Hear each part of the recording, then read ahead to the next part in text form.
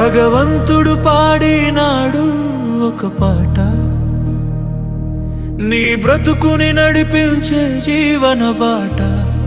అది ఏ భగవద్గీత, అది చదివితే మార్చును నీ తలరాత.